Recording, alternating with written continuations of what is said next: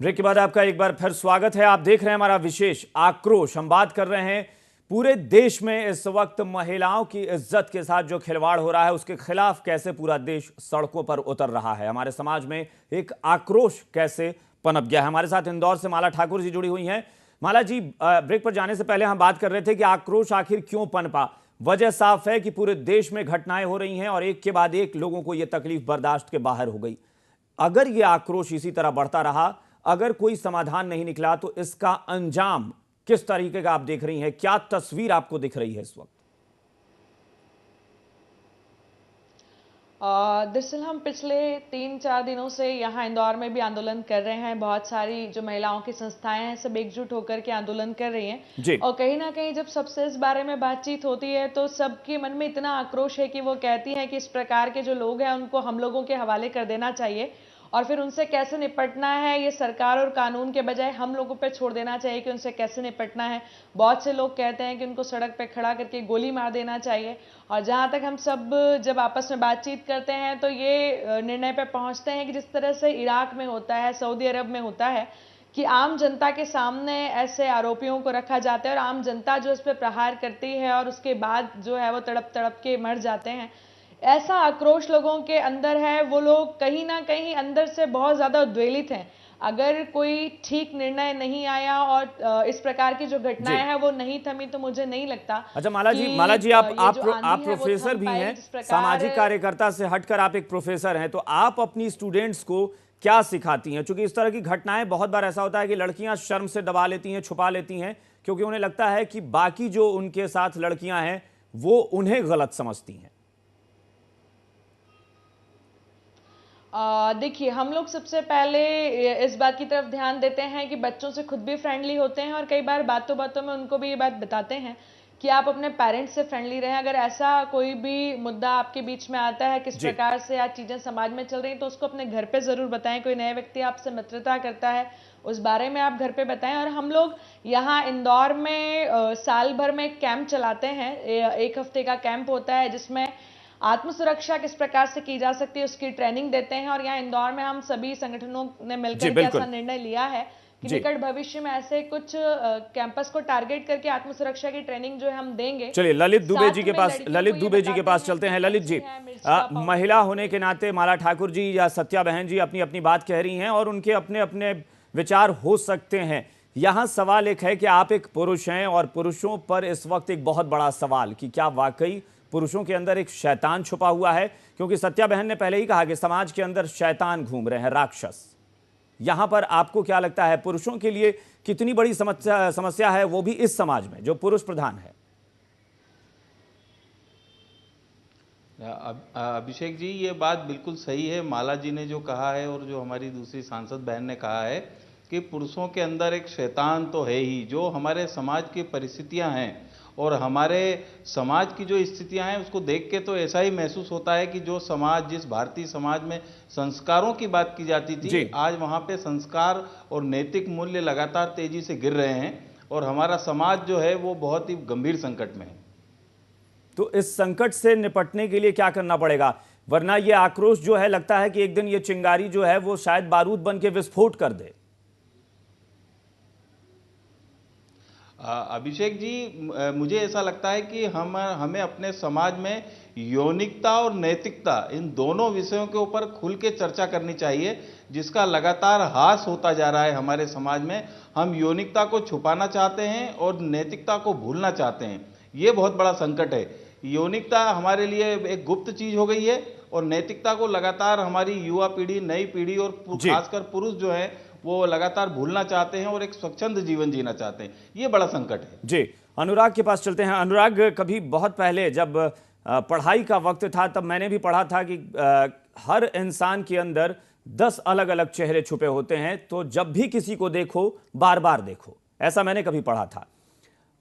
कल एक तस्वीर छपी थी कई अखबारों में कि एक छात्र जो इस रेप की घटना का विरोध कर रहा है वो सड़कों पर बैठा और रोने लगा, यानी कहीं वो भावुक हो गया उस लड़की की दुर्दशा को देखकर। लेकिन राजपथ पर जो लड़के मौजूद हैं, क्या लड़कियां उन लड़कों का विश्वास भी करती हैं जो उनके साथ कंधे से कंधा मिलाकर आंदोलन कर रहे हैं? निश्चित रूप से विश्वास का नैतिक संकट लड़कों के साथ हो गया है, इसमें कोई दो बात नहीं। आज सुबह मैं पढ़ रहा था, एक बहुत अच्छी चीज़ थी कि एक कुत्ता सड़क पर अकेला जा रहा था, सामने से 5 कुतियाँ आती हुई दिखी और वो 5 कुतियाँ जो है वो घबरा के रुक गईं।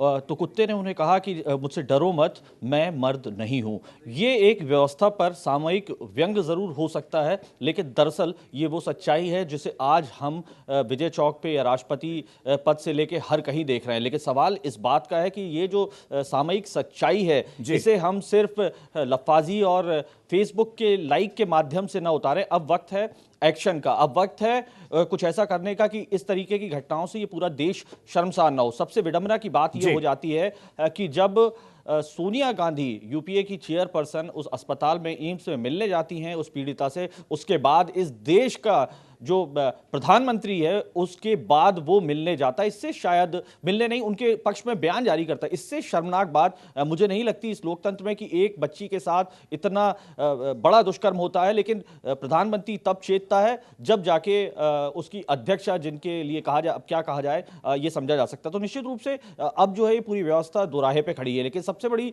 सरकार की आप सरकार की विडंबना देखिए कि ये वो केंद्र सरकार है जो एफडीआई के मुद्दे पे या परमाणु करार के मुद्दे पर बिल्कुल डिसिप्लिन्ड होकर, बहुत शानदार फ्लूइड मैनेजमेंट कर एक बिल पास करा लेती है। वही सरकार आज जब बात हो रही है कि एक ऐसा कानून बनाया जाए जिससे इस तरीके के पाशविक कृत्य करने वालों को सजा मिले, तो वो सरकार चुप बैठी है और आज भी कुछ करने को तैयार नहीं। बड़ी विडंबना है। जी बिल्कुल। हम बता दें कि इस वक्त एक और अहम खबर हम बता दें कि हम अपने मेहमानों से बात कर रहे हैं, लेकिन इस बीच दिल्ली का जो ये मामला है इसको लेकर एक अहम खबर आ रही है कि इस वक्त गृह मंत्री सुशील कुमार शिंदे ने बात की है प्रदर्शनकारियों से।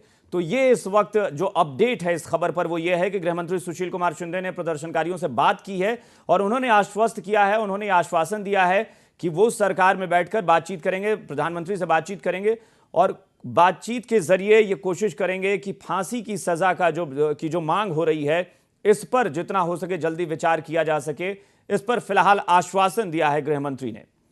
एक बातचीत के जरिए उन्होंने कहा है, एक आम बातचीत हुई है, डिस्कशन हुआ है जिसमें ये बात वो कह रहे हैं कि फांसी की सजा के लिए वो भी इसकी पहल करेंगे, कोशिश करेंगे कि सरकार में बातचीत हो इस बात को लेकर।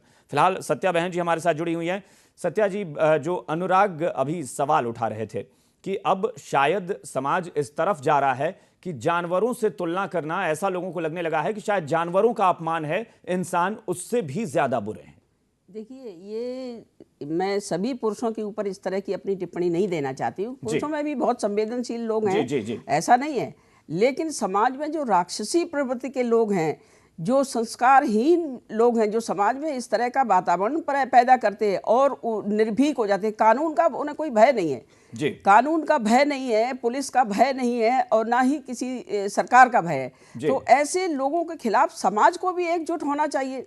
मैं अभी इनकी जो टिप्पणी है उसमें थोड़ा सा ये कहना चाहती हूँ कि प्रधानमंत्री जी के लिए इस तरह की टिप्पणी ठीक नहीं है। प्रधानमंत्री जी को मैं व्यक्तिगत तौर से बहुत संस्कारी और बहुत अच्छा, बहुत संवेदनशील व्यक्ति समझती हूँ।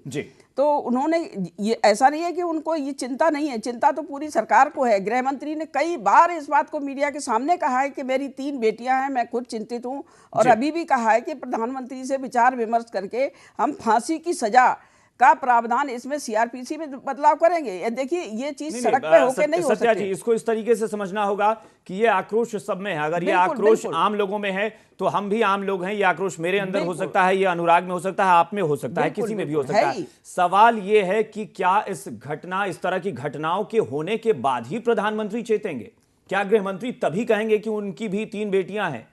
इससे पहले उन्हें क्यों ये बात समझ में नहीं आई कि एक ऐसा सख्त कानून बने कि कोई भी दरिंदा, कोई भी राक्षस इस तरह की हरकत करने की कोशिश ना करे? फिलहाल हम इस पर आपसे बात करेंगे, एक छोटा सा ब्रेक लेंगे। ब्रेक के बाद हमारे साथ बता दें कि जबलपुर से एक और मेहमान जुड़ गई हैं, श्वेता अग्रवाल जी जुड़ गई हैं, जो कि सामाजिक कार्यकर्ता हैं, उनसे भी बात करेंगे, लेकिन एक छोटे से ब्रेक के बाद।